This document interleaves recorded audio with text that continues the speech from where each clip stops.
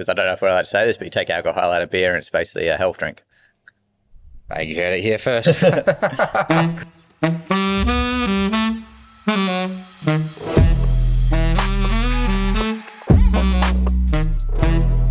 All right, so we cheated a little bit and we recorded a couple of episodes already of Between Two Rocks, but this is episode 1 in the series. So I'm here today with Ross Terlick, who's our head brewer and he's head of R&D here at Rocky Ridge. We're going to pick his brain about all the different beer styles we make, all of the different processes we use, and basically just what brought Ross into beer, what he loves about it, and I guess just going a bit of a journey through the last 10, 15 years of his career. Actually, Ross will be able to clarify that for us when we get there. But look, to get started, Ross, you're obviously right into beers. You love lots of different styles of beers. Walk us through the creative process and I guess what music you listen to, what headspace you get into to start creating these new recipes. First off, Between Two Rocks. Where are the rocks? Okay, between 10 tanks in this instance, yeah, that's better. So creative space. The glib answer is sales sent through saying, hey, it'd be really cool if you could make a beer like this. And my response is usually, I hate you, but yes.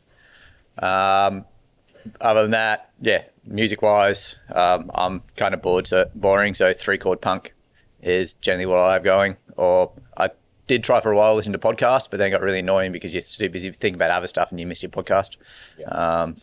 Back to just, listen to a bit of punk rock, try not to listen to the other stuff going on in the office. As you know, I was pushed against using 3 computer screens for ages and then finally started doing it and realized it was a shitload easier to write recipes when you got all your different screens and info there sitting for you. Basically it's just a case of, I don't want to say rinse and repeat, but we know what ingredients are going to work well. We know what malt works well and what your high protein content wants to be. And then hops is just either looking online and forums, seeing what's cool and what's out there, what's coming through new, or looking at what we have in inventory because we've probably already ordered in the new stuff and thinking, okay, let's use that, let's use this. Just basically over the years having experience of knowing what works well together and then just putting it together. It's just like if you're doing something as a chef, if you're cooking, you know that what ingredients will work and what won't, and sometimes you think probably won't work, but let's have a crack and see what happens. Yeah, nice. So do you take much inspiration from food and from outside sources when it comes to making these beers? Like is there anything in particular you look at and go, oh yeah, fuck yeah, that's going to work? Or is there a particular brewery that you look at what they've been doing or what recipes or what beers they've been creating and go, fuck, I really like that idea or I like that style? No. Good answer. Obviously pay attention to what's going on around the world, particularly like the northwest coast of the States. It won't be any secret to anyone that I much prefer clear beers, bitter beers, obviously IPAs. So trying to keep abreast of, particularly for me, what's happening in West Coast IPAs and how they're evolving and staying at the forefront and trying to be part of that forefront. Not playing catch up with either the States or anyone here in Oz, basically trying to be the first people trying the new style, trying the new ingredients, trying the new styles, leaning into what I think the beer is becoming, what I think will work well, and what I hope we can sort of bring the customers along on the ride for, to be like, you know what, these really full, sweet beers, we're kind of over them. Let's start leaning back into towards that more bitter, more IPA style. Or it'd be great if everyone would drink Doppelbocks, but I mean, we wouldn't be sitting between 10 big tanks if we were a Doppelbock brewery. Well, you never know. Time's changing. No, we'd only be able to afford the 2 rocks. No, it's a really interesting point though. I mean, we've definitely been pushing more into West Coast territory, particularly the last 2 years, and I think we've all felt that, and that's really good because we all get excited about West Coast IPAs. It's kind of something that we all love, and I think we all sing the same song when it comes to that really decent bitter backbone coupled with a full hop expression. So what are you trying to achieve, I guess, when you're looking at the hops and I guess building the hopping profile, the dry hopping profile when you're building these new West Coast IPAs, and I guess we could probably use the Cali IPA as an example of one that went through a fair bit of experimentation before we got to the final iteration of it that we then released as a core beer. So, I mean, how did you work with different hop varieties? How did you work with some of those new and unique, I guess, flowable products? And what's the rhyme and reason behind each decision along the way? Yeah, I suppose the first point is and it may be overlooked a lot for home brewers, is the importance of actually building your bitterness in your kettle and layering. I know some brewers will just say IBUs are IBUs, and you get your hops in at the start of your boil, get your IBUs built up, and then worry about getting some more sort of aromatics and flavour in from the whirlpool, particularly in IPAs. As the guys can attest to, I like to basically layer my hop addition throughout the boil. I do really believe getting those polyphenols in at different times during the boil aids the mouthfeel, makes the bitterness feel more rounded, and just balance it out a bit better. So obviously, I think with the Cali, we've got a 60, a 30, and a 15. Ace, for instance, got 60, 45, 30, 15. Makes for some fairly busy brew days for the boys, but that doesn't bother me from the ivory tower. So yeah, build that in there, and using different varieties as well. So, you know, for we at the moment are leaning into NZ Rock Ale. I think is a really, really good hot side hop. Just gives a nice balance. The bitterness that it gives is really smooth, and can act as a really good base as well. Have played around a lot in the past with your CTZ or your Tomahawk, which your more traditional US style hops, particularly for like the sort of more old school West Coast IPAs. They work great in your more sort of malt forward IPAs, but as another brewery remarked to us, and we thought was a great comment, crystal's a dirty word around here. So we keep the malt body nice and lean, keeps it nice and dry, so the hops are really able to express. It makes it more crisp, particularly for like a Cali IPA, as it sort of sits on that borderline between a IPA and a really hoppy lager. Obviously, we do Calis with either ale yeast or lager yeast, depending on sort of what we feel. And what we have that we can harvest and punch into the beer. But yeah, so really nice lean malt base. The really like pine heavy hops don't work so well in a Cali. We want more of that sort of fruit forward note to it. So yeah, the Rock Ale is really good for that original bitterness. And then yeah, Whirlpool is. There's some Dynaboost in there. Do you want to just elaborate on what Dynaboost is? Sorry to interrupt you, because I guess there's a lot of new hot products out there at the moment, right? And yeah, for those 100%. Who are following along at home. And you see on like the recipe cards or online, and it's just this list of ingredients of Dynaboost and Cryo and Hyperboost and Quantum Bright and Sub-Zero Hop Keef, amplifier oils, and which we know what they are. Yeah. But yeah, your average punter is just probably going to go, well, that kind of almost sounds like a preservative. Well, even for homebrewers, right? At the end of the day, a lot of the time these aren't available necessarily easily for homebrewers. So it's really interesting to say what they are, what they're for, and also how you can use them in the best way possible. So I guess, like you listed two there, Dynaboost and Hyperboost, and they're both similar but different. Yep. So do you want to start with those, and then we can delve into them a little bit more? Cool. So Dynaboost. Before we do. We forgot a really important part of the agreement here. It's 9 o'clock in the morning, and Ross only agreed to come on here if he had a beer in hand. So we're talking about IPAs. Cheers. Cheers. So Dynaboost, Hyperboost. That's bad luck. I didn't have a beer. I didn't sip when we said cheers. Dynaboost, Hyperboost, both produced by Yakima Chief Hops over in the States. So they're basically CO2 extracted hop oils. So the Dynaboost was originally marketed as YCH701. That was the first time we used it. It was still an experimental product at that stage. I think pretty sure the first time we used it was in the collab with Woolgoolga Brewing over in New South Wales. So it's specifically designed for hot side or whirlpool. The idea being, so it comes in a 1 litre tub, well, at least the size that we buy it, it comes in a 1 litre tub. Actually, they also do it a 170 kilo tub. And how long would that take us to get through? Probably about a year. Yeah. And it'd probably be Pretty a lot. expensive, It'd be very expensive. It's not cheap stuff. But 1 litre is sort of equivalent of 10 kilos of your T90 hops. So I particularly like using it with our brew kit. The way that our whirlpool is set up, we kind of max out at about 5 kilos of hops in there. If we go above that, which we obviously can, but your losses just start going through the roof. So the Dynaboost is a great product in the fact that it's a flowable. So we generally do what we call a cold whirlpool here. So it will be sort of between 70 and 80 degrees Celsius.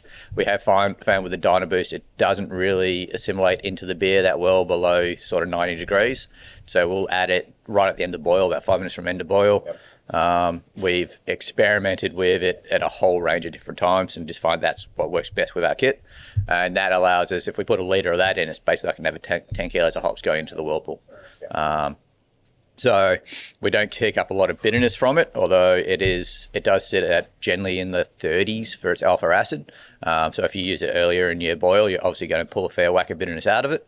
But by adding it to the whirlpool, it just gives that hop aroma and hop and mouthfeel. We'll still give the 5 kilos of our T90 or cryo hops in there as well, because obviously being an oil, it doesn't have the green matter. It doesn't have that polyphenol content, which really helps with the mouthfeel. It just gives you that flavour and aromatic. The Hyper Boost is another basically flowable hop product. That stuff is 100 mils of it is equivalent to 10 kilos of hops, or 8.8 kilos, but we'll call it 10 because it's easy to work with our own numbers. And we just use that in a dry hop. You can actually use it in the whirlpool.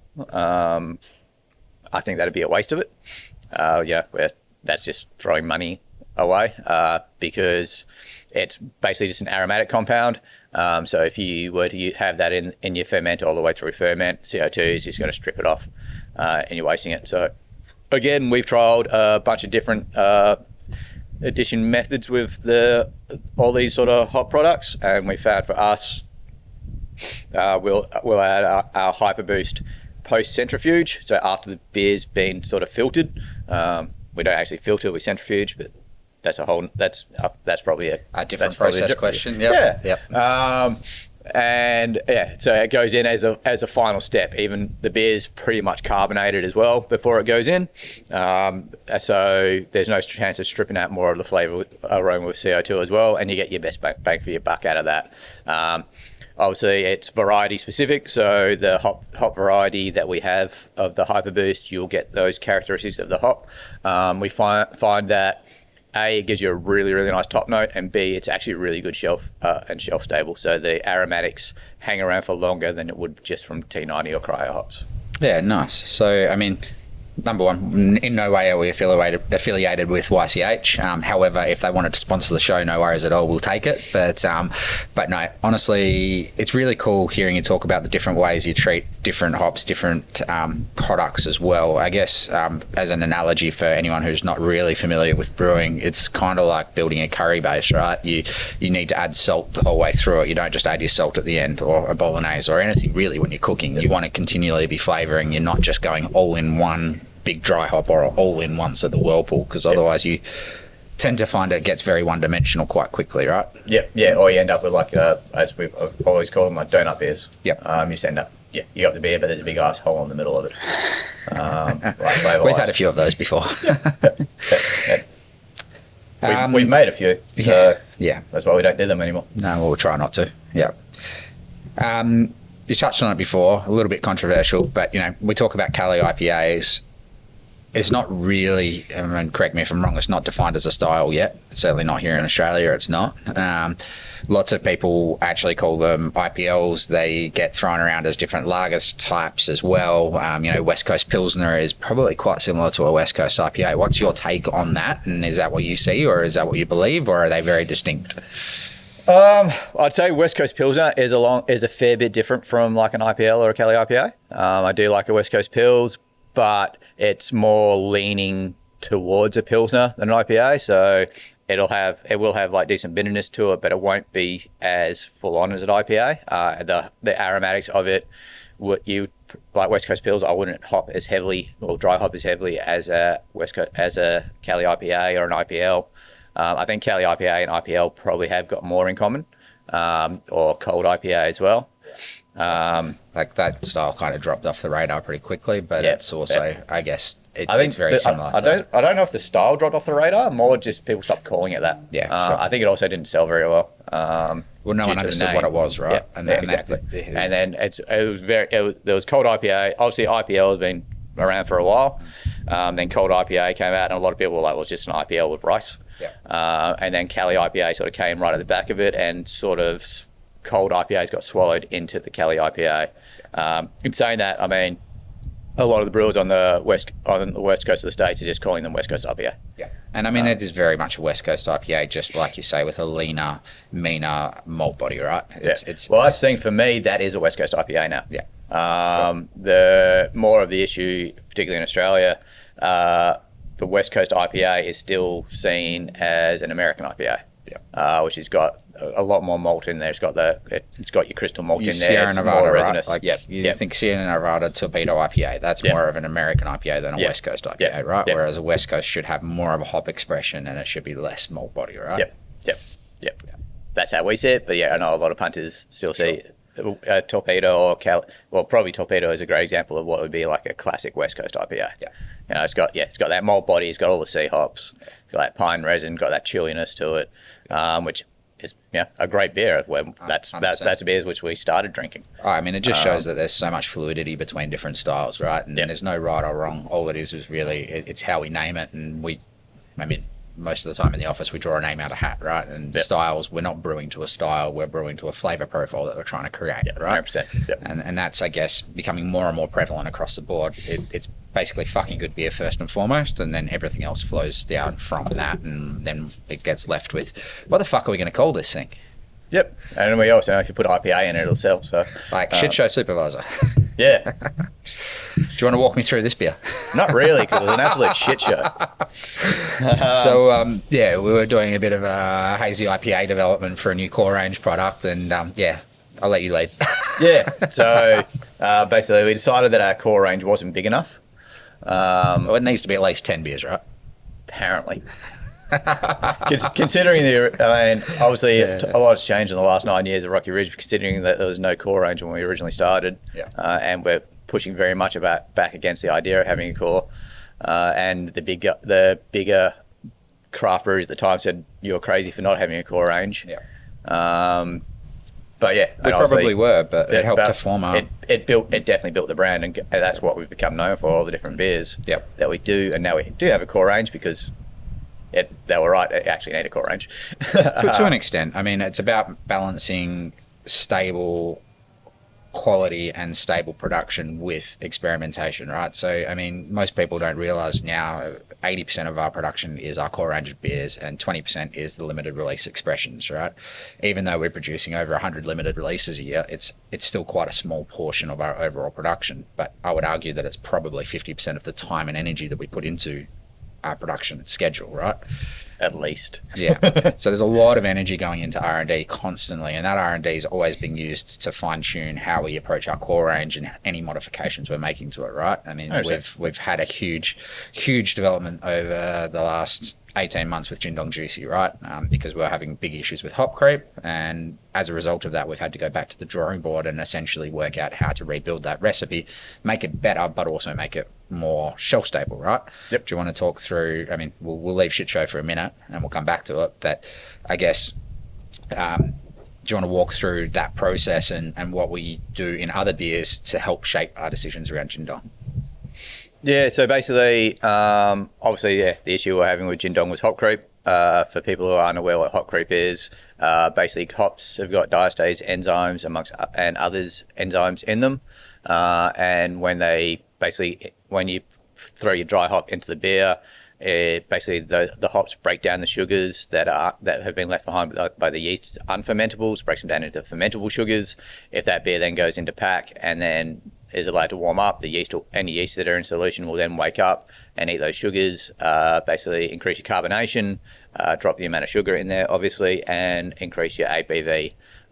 So you end up with beer which is either above target ABV or legal ABV, which means you need to do a product recall for danger to the public, or you could have exploding cans because you get your carbonation. We generally carb at about 2.7 vols of CO2, 2.6 to 2.7 in can, which is about 5.2 to 5.4 grams of CO2. It can get up to 4.5 vols. Just for context, that's basically the point at which the beer leaps out of the can when you open it, right? Yep. Or it pops the lid off. Yep, and your pantry ends up really, really dirty if you store it in the pantry. Also, that's why you should always put your beers in the fridge, because it is a live product still. We don't pasteurize, we don't add any stability agents, we don't add anything to the product to increase shelf stability, but what we can do is work with the recipe in order to increase that. So again, sorry to interrupt. So always keep your beer in the fridge, says the guy who has all his beer sitting on the floor of his garage at home. That's for quality control purposes, though, right? Yeah, exactly. Yeah, force aging. Yeah. So basically Gin Dong Juicy used to have multiple mid-ferment dry hops, and we basically try to let that hop creep happen in the tank. The issue we were having was it meant that the beer was spending too long in tank, which may not be such an issue for us now. We've got the new big tanks at the moment. Sitting in the middle of 140,000 litres of ferment capacity that we've just put in. So I'm sure Ben will pan to it at some point once we're done. Ben, the absolute legend, sitting there at the moment listening to us blab on. Oh, there we go. Ooh, panning. Smooth pan too, man. So basically our target for most of our beers is... We'll leave Pilsner aside because that's a special issue, but it's sort of 14 to 16 days of tank time. That's how quickly we need to turn the fermenters around in order to be able to produce the amount of beer that we need to produce to be able to basically keep on top of sales, keep the business flowing. So we were having batches of Juicy that were sitting in tank for 30 days. So I remember distinctly. So long story short, it just meant that we were always playing catch up. So we changed from the mid-ferms to just a end of ferment dry hop. So basically let the ferment happen, chill the beer down to 14 degrees, pull all the yeast off the bottom that we could, then chuck our hops in, a couple of rousers. It is a very standard practice amongst all other craft brewers as well. Hop creep is a bit of a funny one in that it seems to have suddenly, well, actually not suddenly reared its head because it's been 5 or 6 years we've all been dealing with it. But it was like suddenly it came out of, people are like, oh, this came out of nowhere, and there's papers on it from 1888. Yeah. So our awareness has changed, right? We're way more aware of shelf stability and quality in store, right? Ultimately, we're more concerned by that here than we were 5 years ago. We're more concerned this year than we were last year, right? At the end of the day, we want the product to be the best it possibly can be for the consumer at home, regardless of when it was packaged or how it's been treated. We want to make sure it can be the best it can be. We're not big boys, but we're not little boys anymore. We are big. We are at the higher end of the craft market here in WA, size wise. Obviously, by being in the large brewery category. We also, we used to say, oh, we didn't seem to have these hop creep problems 7 years ago. We did. But yes, we weren't testing for it, and also the beer was moving quicker because we were doing much smaller volumes. So, and generally not being core range, people were more likely to be storing in the fridge. Whereas now we have beer which will sit on shelf in the multis for 3 or 4 months. Which again isn't a bad thing. We've just got to make sure that we're dealing with it at our end, right? It's our job to make the beer the best it can be, and as a result of that, we spend all of our time and energy now on creating more stable products, but better quality products. And that's what we want, right? It's not about removing expression, and it's not about trying to reduce anything. It's about trying to make the best fucking beer we possibly can every single time. Again, being completely candid, with Juicy, we went too far, right? Yep. And the part of the difficulty of it is people say, oh, have you reduced the hops? We never reduced the hops. It was always the same amount of hop load that was going in, just we changed the timing. They all went in together. The beer, which when we first made the change, pretty much within the whole crew, everyone was like, it's a bit different, but we all actually preferred it, which I think is also a whole part of an issue, because we were like, oh, it's not true to target, but it's better. So we let it keep rolling. We have now, again, this has been a 6-month process basically. We've been experimenting with different products. We've been gradually increasing the amount of dry hop that we've got going on. So I mean, we've got 200,000 litres sitting in bright tank at the moment. Sorry, 20,000. 20,000. I was going to say that's a lot. Yeah. We might be a little bit over indexed on that one. Yeah. 20,000 litres. Yeah. 200 hectolitres. Yeah. In bright tank at the moment, which I think is looking probably the best we've had it for a few months. Yeah. So we think we're very happy that we're heading in the right direction now. Yeah. I mean, for context, for everybody at home, 6 months is a pretty short timeline. It's a very long timeline at the same time. In that space, we've had, 20 batches of Jindong go through, maybe more, Probably actually. more. Yeah. Yep. What are we at now? 07, 072. 072. Yeah. So 072, and that's since June last year. So, in the last 6 months, we've had 40-odd batches of Jindong go through at a minimum of 100 hec per batch. Yeah. So there's a lot of product that's moving through, and it means that we are, even though it's iteratively changing the recipe in small bites at a time, there's a huge amount of change happening over that period, right? Yeah. Yeah. I mean, it's going to change in pack as well, which is another one of the issues we have in that it's when it first goes across after coming out of the centrifuge, it's going to taste very different to how it's going to taste in a week. It's going to taste different again in 2 months, 3 months, 4 months. Obviously, hop character is going to drop, but then at the same time, other parts of the flavour can sort of meld together better and become a smoother beer. Yeah. And I mean, we obviously just drink it super fresh, whereas your average punch out in the shops are probably going to be buying it about 2 months old. So I guess that we'll go into a whole series of quality as well, because I'm going to sit down with Drew, who managed our lab. But it's a nice segue to talk about the quality controls that we're doing now and how much more time and energy we're putting into analysis of old stock, but also analysis of fresh stock and how many. I guess I'll let you explain it, but the fact that we're trying beers more now than we ever have in order to try and ensure that A, they're on the right track, B, that they're moving in the direction we want them to move, and C, that the quality is increasing and never decreasing. I mean, again, one of the big things that we're sitting down as a management group at the moment about and talking through is that it's not about cost, it's about quality, and it's always got to be about quality. We want the best beer that we possibly can going out. We might have lost sight of that for a little while, but now it's about how do we drive this forward? So, sorry, I segued. You've actually just answered the question. Yeah, I did. True.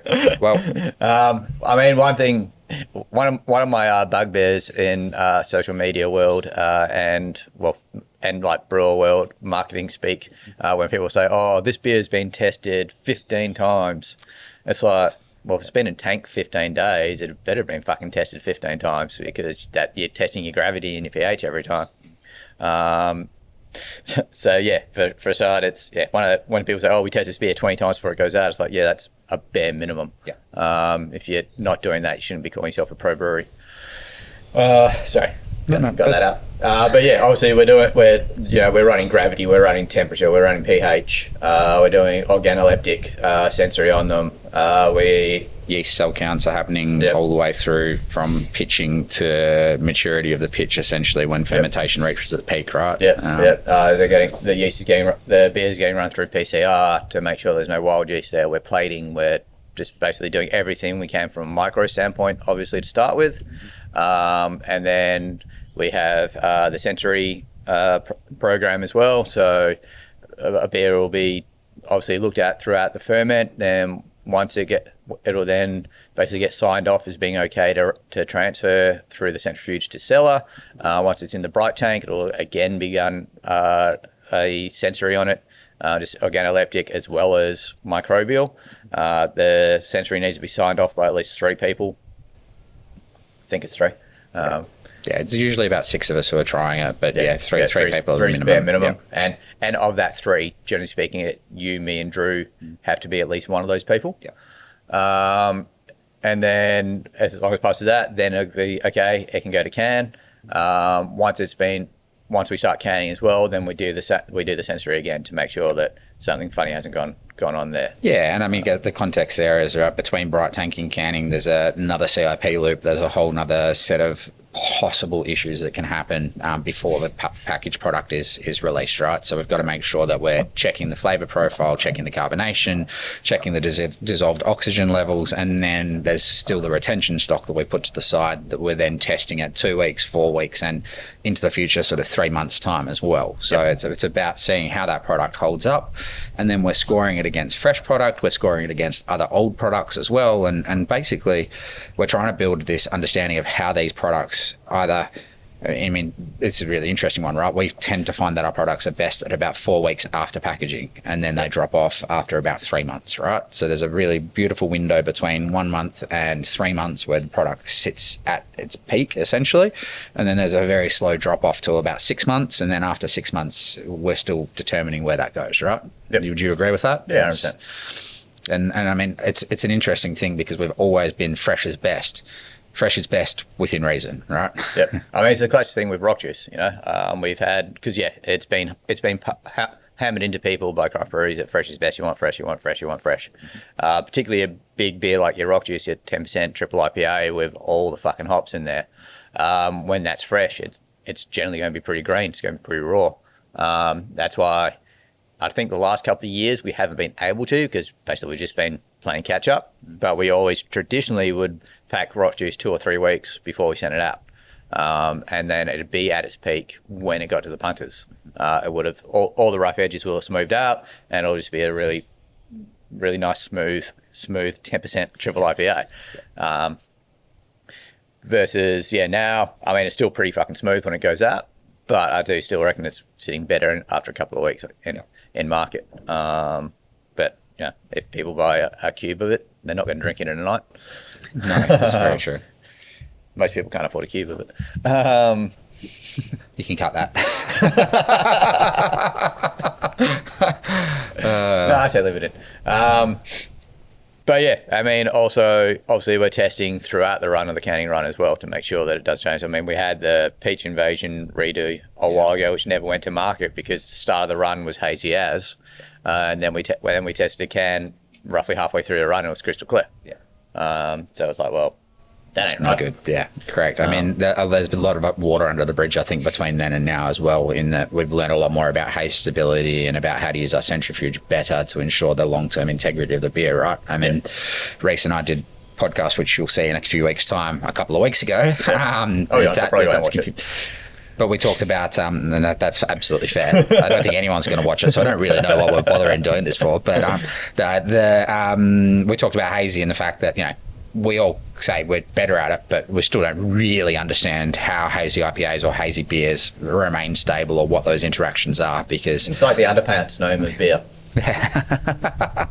But most of brewing literature is about how to make clear, stable beer, not hazy, stable beer, right? Yep. There's very little out there. There's lots more now than there was 5 years ago. I mean, it's only a 5 to 10 year old style, right? Yeah. Well, I mean, I remember when I first came across the Ridge, which was 7 years ago. Yeah, a bit over 7 years ago. Yeah. And I'd just done the first hazy IPA at Cheeky Monkey. Yeah. And I'd pushed back against brewing a hazy there for at least 2 years. Yeah. So we're talking at least 10 years that they've been around. And it is. There's evidence of beer having been made in one form or another for over 7,000 years. And we're talking 10 or 12 years that we've been trying to make it hazy. Yeah. Unless, actually, I mean, your Hefeweizen and your wit beers from Germany and Belgium.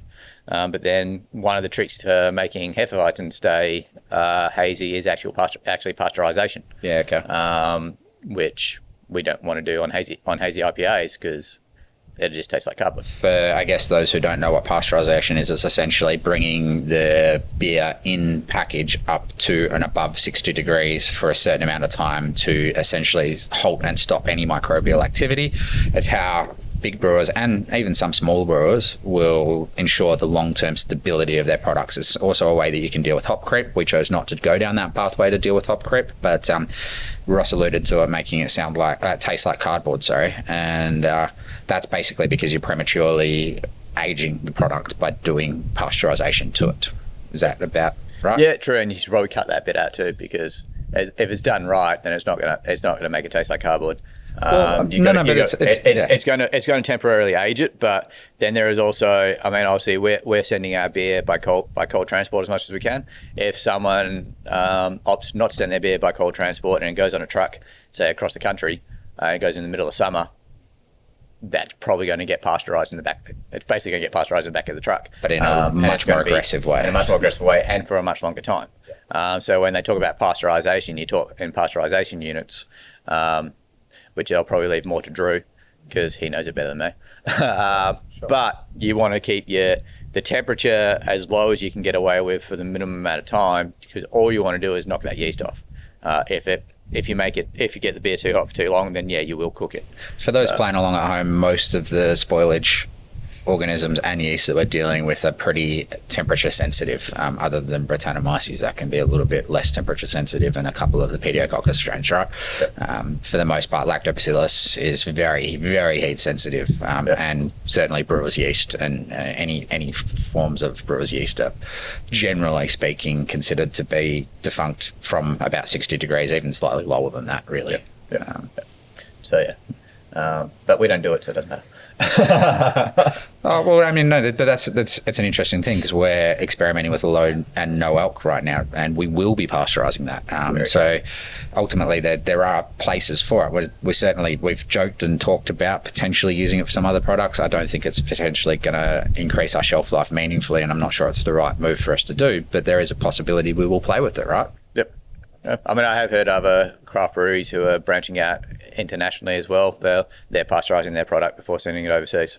They're not doing the stuff in Australia, but you need that for that extra insurance, basically. Yep. So they're going down that way, and I 100% understand why you're doing that, because trying to do a recall from another country. Yeah, that's not something that most of us can stomach, right? I mean, let alone a recall in Australia. So there are reasons and rationales behind using pasteurization, and again, low no alc's a whole different category in and of itself, because it's not one you need to pasteurize, otherwise it might kill people. This week's episode proudly brought to you by Jack All, a new and flavoursome non-alcoholic beer coming to stores near you soon. I guess there's a couple of things that we've touched on a lot. One of the big things here at Rocky Ridge is we don't mind throwing mud at the wall, right? Well, we don't mind experimenting. We don't mind trying new things. You want to talk us through some of the things that we fucked up and some of the things we failed at, because there's been lots of those, and I don't think ginger beer and red IPA.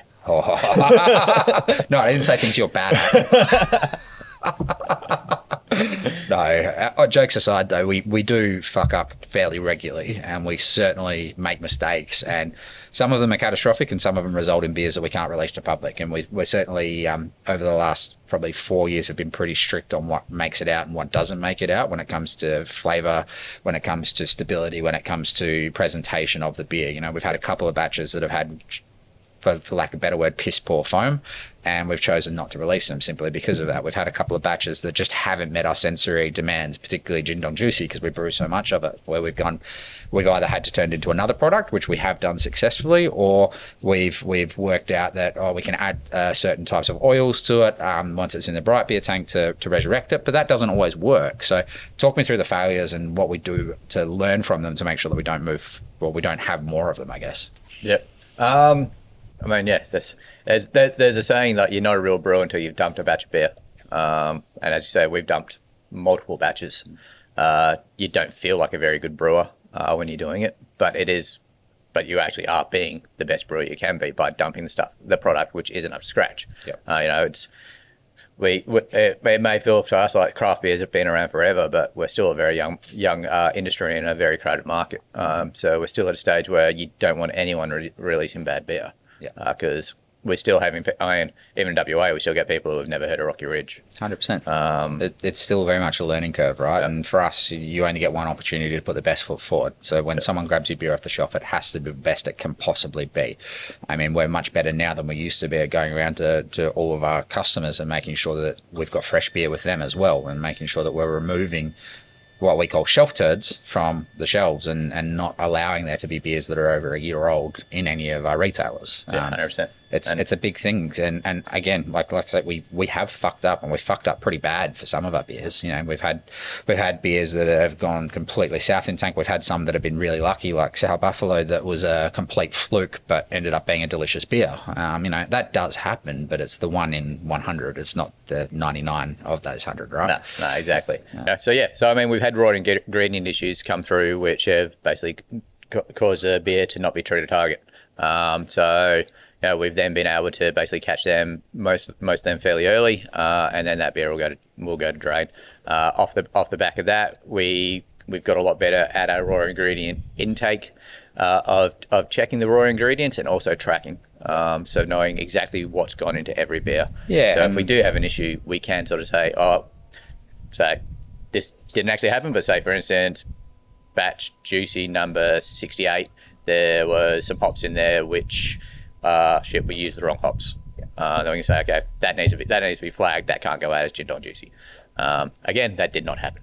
No, but the point is that we're very analytical on the raw ingredients that come in, ensuring that they're exactly what they say they are, making sure that we have lot traceability so that we can, if, for instance, one of our suppliers had a recall on one of the ingredients that went into our beer, we can know exactly what that beer is, where it is, and we can ensure that we can then recall it subsequently, right? Yeah. So and knowing what allergens are going in as well, particularly with all the different style of beers that we do, and all the out there ingredients, you know, knowing exactly what's in all of our additives and which are going into the beer, we can then also correctly label and make sure people don't get sick by having something, for instance, say if we get in a like a fruit powder of some sort for a big fruit and sour, and we think we're just ordering 100% fruit powder, but there's been lactose or something added in there. Potassium methylsulfate, right? Yeah. And other things that we're not or actually potassium allowed. sorbate, which we're not allowed to use in Australia. Then, you know, the government isn't going to say, oh, you didn't know you put that was in the product that you put in there, so it's okay. It's like, no, you can't have that product in your beer. That can't go out. Correct. So yeah, nipping those sort of things in the bud before they happen. Other issues we've had is, we've had like mechanical issues, plant issues, where we've had, you know, say a beer go into a tank, and the solenoid has shit itself on the glycol system. And that has either been stuck open, so you go in at the start of the ferment, pitch your yeast, come in the next morning, the tank's at 2 degrees. Obviously that beer is not going to ferment at that temperature. So we've had to work out ways of generally transferring between 2 tanks and then punching another batch of beer in there warm to bring it back up to temp, and obviously fixing the solenoid. I mean, that's one of the big things, right? Like, we have equipment that is fallible. We don't have an unlimited budget like some of the big breweries do, and we have to make sure that we're constantly maintaining and keeping an eye on absolutely everything as it comes through. It can be quite stressful and it can be quite time consuming, but it's just part of what we have to do, and it's part of what we do to make good beer, right? Yep. I mean, you alluded to it before, but going back to 2020, was it 2021 or 2022? I think it was 2021. We had a raw ingredient issue, which caused pretty mass recall for us. It was about 60,000 litres of beer at the time. And we had to dump all of that beer. And the really interesting thing about it was that the off flavour that was prevalent was invisible to a third of the population. And it just happened. Even more. I think it was a third could pick it up. Well, there you go. Because I was blind to it. Yeah, I mean, most of our team were blind to it. In fact, it was only a mate of ours that raised the issue and made us look into it even further, because we just couldn't see the problem, but there was a big problem, right? And it shows how important that sensory analysis is, and ensuring that you've got a really good sensory team to be able to monitor and track these issues, because not everyone can pick everything up. Some people are completely blind to faults. Some people are completely blind to the issues that we see day to day, right? Yep, 100%. So we've been going for a while now, so I don't know that we need to do too much more, but I was going to ask a couple of things. First off, you know, we touched on home brewing before, but one thing that we didn't talk about with any of the styles we brew was water profile and how integral that is actually to the quality of the product we put out. And the other one is ferment profiles and temperature profiles, right? So I think we've always tried to help the homebrew community as much as we can. We've probably been a bit too quiet the last few years in that, but I guess this is a good platform to be able to give a little bit more information around, you know, what are the real key things to look out for as a home brewer, and when you're brewing at home, or even as for upcoming breweries. Like, what are the things that you think are most important to analyze and be aware of and to be across when you're trying to create the perfect beer? Yeah, obviously water profile is huge. I mean, a 7% beer is basically 91% water. So it's not so easy for home brewers to do it, but we test our water monthly. We are drawing out of the Yarragadee, whatever, the aquifer. Great big aquifer, yep. Yeah. For our water. So our water does change fairly regularly, not massively, but we are very high in sodium and chloride here. So generally speaking, our calcium will be sub 10 ppm. The magnesium's usually between 10 and 15. Sulfate's usually sub 10, and then sodium will be anywhere from 40 to 80, and chloride will be anywhere from 110 up to 150. So on that, we obviously don't use a hell of a lot of calcium chloride. We use a lot of calcium sulfate. Your main salt additions that you're going to be using in your beers are calcium sulfate, calcium chloride, and magnesium sulfate. So we don't use any magnesium sulfate here. Basically, if you have magnesium in your beer over 40 ppm, it can actually have a laxative effect, which was something which we found when I first started here. Yep. Ross rectified very quickly. I was like, I think my comment to you is that's why your beers always give me the shits. Yep. We fixed that pretty quick. Well, you fixed that pretty quick, Smart. Yeah. Calcium, you want to be at least 40 ppm for yeast health. We, again, like going back to beer issues, we had an issue a while ago with secondary gushing. So secondary gushing is caused by beer stone. So beer stone is calcium oxalate. It's the same as what milkstone is.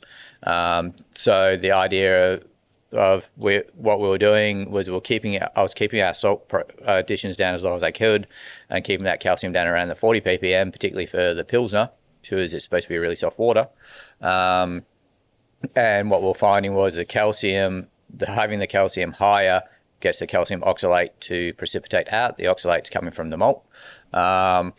So we were keeping that calcium down low. So what would happen is beer would be all great. We put it in a can, it'd warm up. It didn't have to warm up, stay cold, but over time the calcium and the oxalate would bond into calcium oxalate and form just tiny minute crystals, which obviously you couldn't see with the naked eye, but you'd open the can, they'd act as inoculation sites for the CO2 to break out, and you'd end up with it gushing up and out of the can.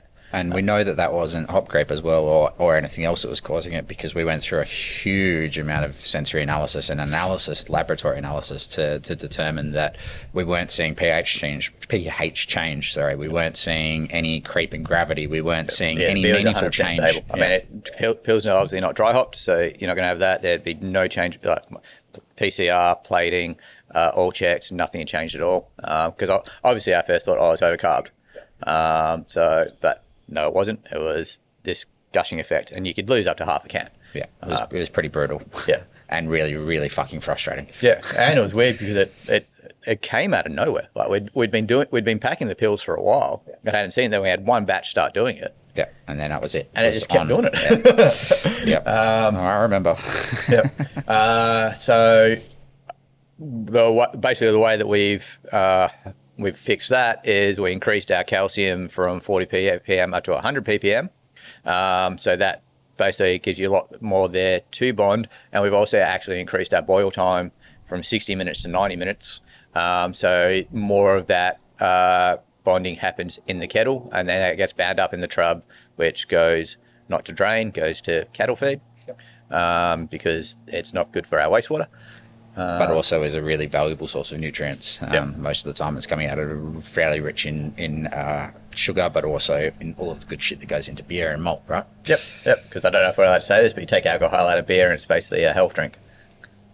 You heard it here first. I think it was Charlie Bamforth who said that. Yeah, well, there you go. I mean, if the professor of foam says it. The man who knows more about beer than any other human alive. Pretty much, yeah. Yeah. The David Attenborough of beer. It's really interesting that you talk about water like that. And I mean, we get asked quite regularly, do you use RO water? So reverse osmosis to remove all of the salts from the water? No, we don't. And one of the big reasons for that is out here on the farm, as Ross said, we pull water from groundwater aquifer.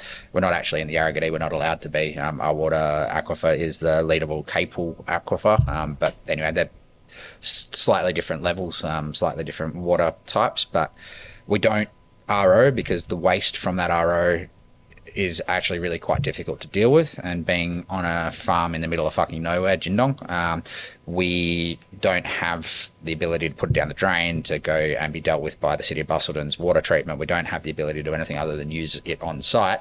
What you're actually doing is creating essentially a salt water stream, which is, number one, not it's basically just not very good for us, right? So that's why we actually deal with what we have rather than trying to remove those salts from the water to then add them back in again at a later stage. Yeah. And I mean, sodium and chloride being quite high is good for hazies, and it's pretty good for dark beers as well. Yep. So, you know, it makes lagers a bit hard because you want to have the softest water you can for a lager, but I mean, our Pilsner is still pretty fucking good.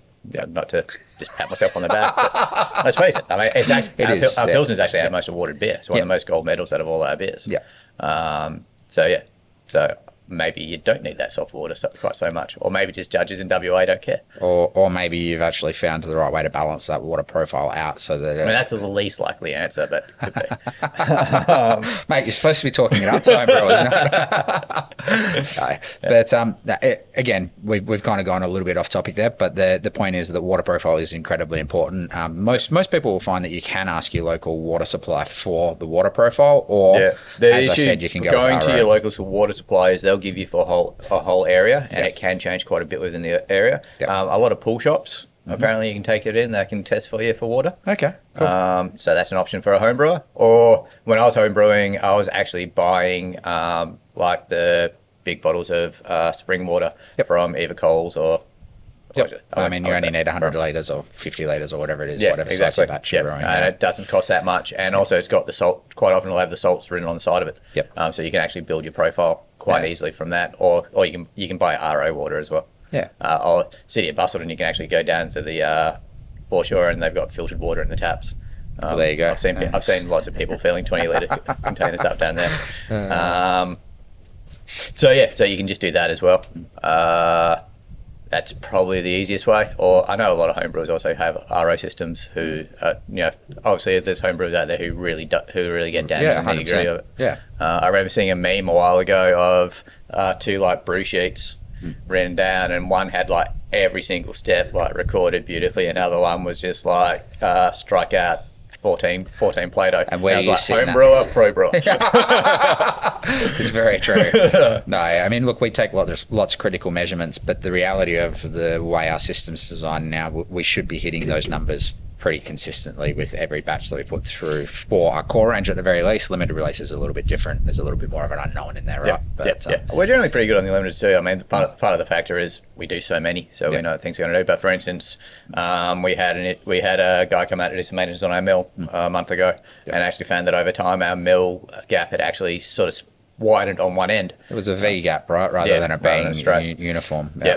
So straightening that up, and straight away our efficiencies just bumped back up by about 4.5%. Yeah, which is pretty big across a year, right? That's a lot of grain. Yeah. Well, when we got 350 tonne, 4% is a pretty sizable amount. Yeah. Which it's obviously works into savings for us, which can then work into savings for the customer, and we're not wasting grain. The cows are getting a little bit less sugar in their grain, so they might be a bit moody about it. But the cows are pretty happy out here. So for anyone who doesn't know, we're out on an ex-dairy farm now, beef farm.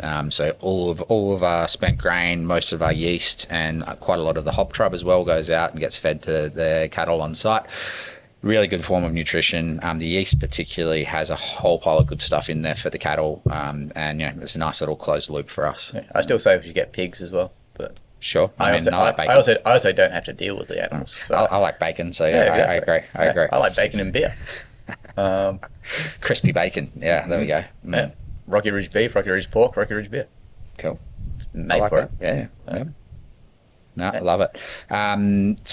Look, I think we might even do a whole separate episode just on home brewing or at home brewing, because I think that we could probably talk for hours about recipe development and how people can really improve on that themselves at home and give a lot of little tips and tricks, because as much as you'll always play it down, I know that you've got a really massive knowledge base on just small things that make really big differences to the end quality of the product, right? I think we'll leave it there for now. Probably my last question and the hardest one is, what beer style haven't we brewed here that you really want to brew?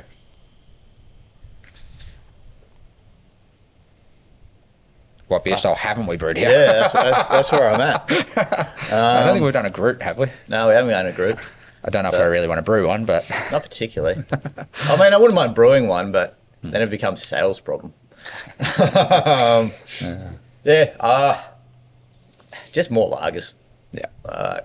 Yeah, I mean, actually, no, fuck it. I say that, and I go on about how much I love lager, and I do. But to be honest, it's always IPAs in my fridge at home these days. I'm much the same. I'm a sucker for a West Coast IPA. I mean, I've started having juicy mid more often than not now, sitting in my fridge, and then I'll always be trying the newest West Coast from other breweries as well, because I'd like to see what everyone's doing and what the flavour profiles look like and how it stacks up with what we're doing as well. Yeah, 100%.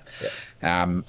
Especially to plug other guys, I don't know if I should, but Margaret River Brew House in King Road. Yeah. Like their IPA, both of them for IPAs 100%. at the moment is absolutely fucking slaying it. And of course you can plug other breweries. At the end of the day, they're making fucking epic beers, right? Yeah. And that's what we want to see, more local breweries making epic beers. Yeah. King Road have just won champion beer here in WA.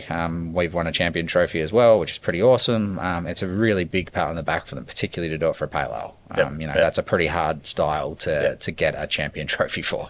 I think a Grodziski is probably harder. What's a Grodziski? Bless you. That's what I should have said. Pretty much, yeah.